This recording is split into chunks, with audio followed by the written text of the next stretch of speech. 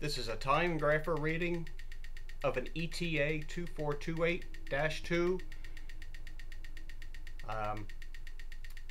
Pretty self-explanatory on what these numbers represent. So, a fairly healthy watch movement. I serviced this a couple of years ago and regulated it once, and that's where it's been running. So I'm going to take this out of the holder, show you the dial, and get this in focus. Come on, genius. This is actually a Russian watch with a Swiss movement. It's a little smudged, but that's okay.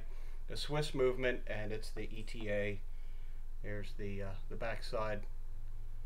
And I'm going to demonstrate how you can change the time, set the date, turn it forward, turn it backwards, and there won't be any damage caused to it.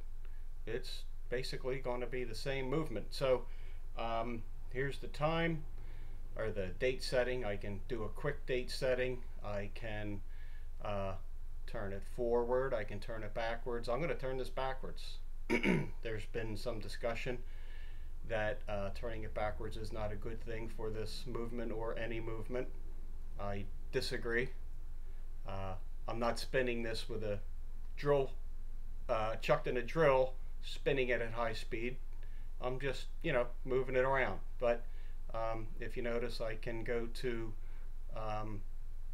forward, I can go back. There was some discussion about not setting the date at the 3 o'clock position or the 9 o'clock position. I don't know what that meant, but let's go through the motions here. There's 9 o'clock, and or close to it. There's our date setter. If we go forward some more, that should change because it's coming up on midnight. No, I passed. That's noon. So let's just keep going here. We're just gonna keep winding, and see what happens here. So there we are. There's midnight. Let's come back to 2100 hours or 2000 hours, and then go back to midnight, and our date will change. Okay, let's go backwards again. Backwards. We're going back in time, and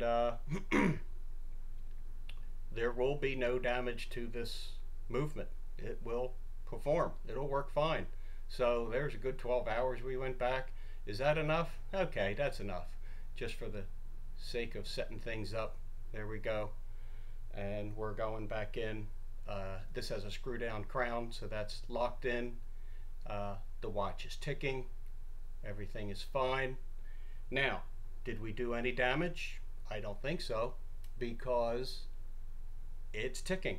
It's working good. What's it doing on the time grapher? Let's find out. Coming back to it.